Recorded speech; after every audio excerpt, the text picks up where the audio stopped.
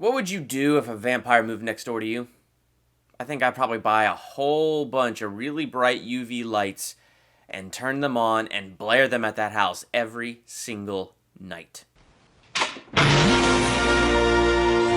Clark?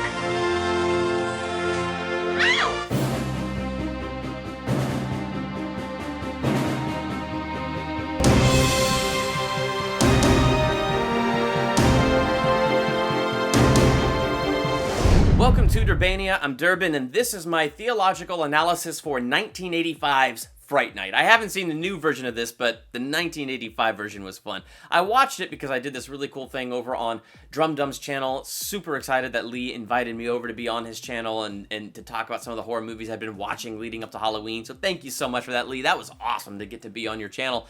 And so because of that, I watched this movie, Fright Night. It was based on a suggestion from good friend Cody Leach, and I thought this movie was fun. Number one, it's hilarious because it's a teenager named Charlie and a vampire moves in next door, and from there, just hilarity ensues. But the other thing that was really interesting to me about the movie is not only was it kind of funny and lighthearted in some ways, I like that it stayed true to the lore of the vampire because, you know, Underworld's a guilty pleasure franchise to me. Bram Stoker's Dracula with Gary Oldman and Keanu Reeves, I thought that was a very good and very interesting movie.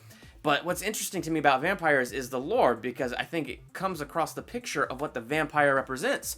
I mean, when you look at the vampire and what they represent in the lore, they are the living dead. So because they're dead, they don't cast a reflection, so you don't see their reflection in a mirror. That represents their deadness. The living, because, you know, they're walking around and they're feeding. And then you have this whole idea of, you know, they died through a stake in the heart, they can't stand crucifixes, and they can't be in the light, otherwise they will burn up and disintegrate. And then the idea that they suck blood, if you look at the Old Testament in the Bible, it talks about how the life is in the blood.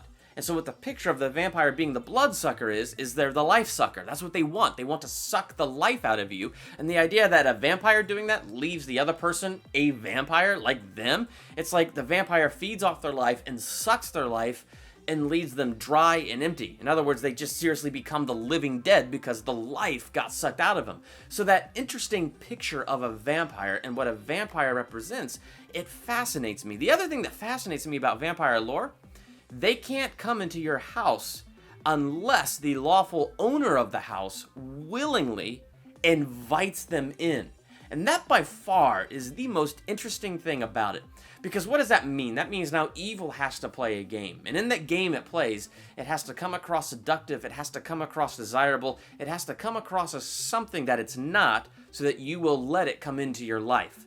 So the picture of this with Jerry is, once Charlie's been spying on Jerry and all this stuff, and Charlie's figuring out that Jerry is this vampire, Jerry's like, I gotta go deal with this kid. I gotta take him out. So what does Jerry gotta do? He's gotta be invited in the house so that he can have the authority to take out Charlie. So how's he gonna get invited into the house? Charlie's mom is a single mom. So he shows up at the front door and knocking, and there he stands looking all handsome and debonair and, you know, whatever else. Basically all flirty. And so she is flattered. And she, of her own free will, invites him into the house, and she doesn't even realize what she's doing, but she invites this great evil, this living dead, this great darkness into the house, and now he is able to wreak havoc on Charlie, he's able to wreak havoc on her, and he puts all their lives in danger through a series of crazy events. He doesn't, you know, kill Charlie just yet, but what's really interesting about the idea of the vampire getting invited in is later in the movie, you have this character, Evil Ed, and they call him evil. I mean, if you call a guy evil long enough, don't be surprised when he becomes evil. But what happens is Jerry shows up to Evil Ed and offers Evil Ed something that looks good, and what looks good is power over his enemies. I know what it's like being different. Only they won't pick on you anymore or beat you up. I'll see to that. It turns out Ed is a jerk in this movie. I didn't really like him that much. I thought he was kind of funny, but he was a jerk. And when he became a vampire, I thought he's even more hilarious, but that's beyond the point. The point is he invites Jerry into his life. He invites being a vampire into his life because Jerry comes with something that looks good. Power over his enemies, power over his bullies, the fact that he could live forever and all that stuff. So, I mean, Evil Ed invites that into his life. He willingly invites that in, and of course Jerry bites him, and he becomes a vampire. And then because Ed chose that path, he dies a horrible death with a stake through his heart.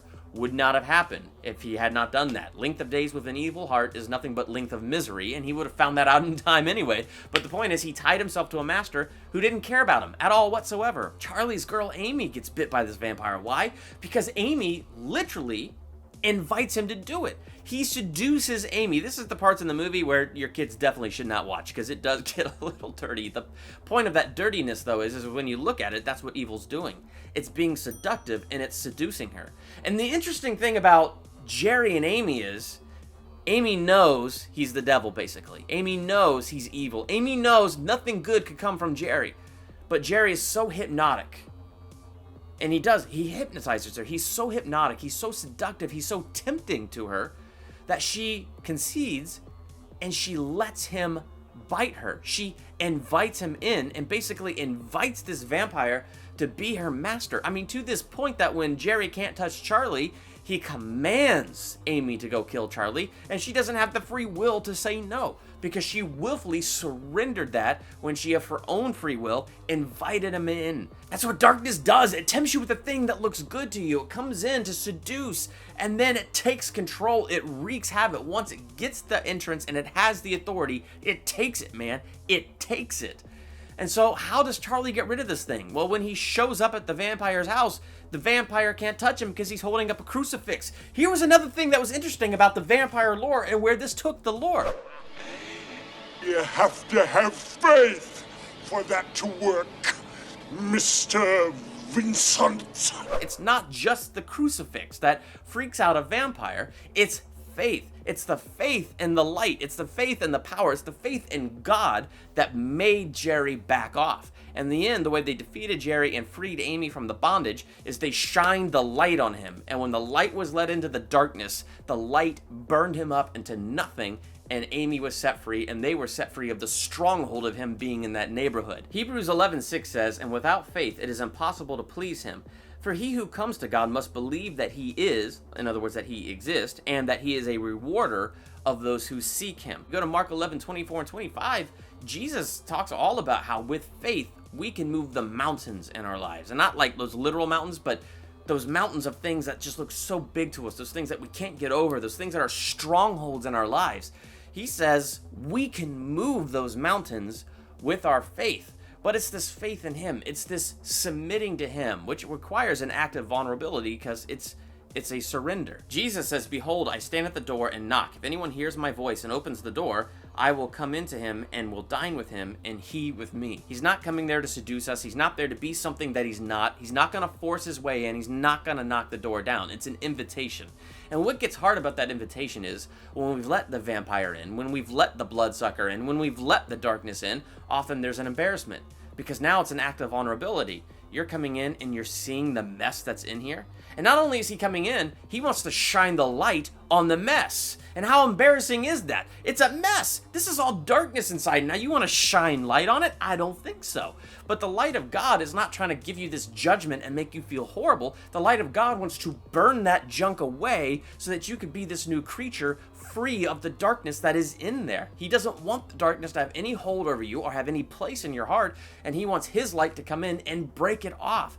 He wants the light to come in so you can see the mountain for what it is, a molehill to be stomped on and stomped out, that when you actually have faith in God, you can command it to be removed, and it's going to listen, and it's going to move, because that's what faith in God does. Faith in who he is, faith in his power, and actually inviting him into our hearts, exposing our darkness to his light. It's going to burn up that darkness, and it's going to create something new altogether in our lives.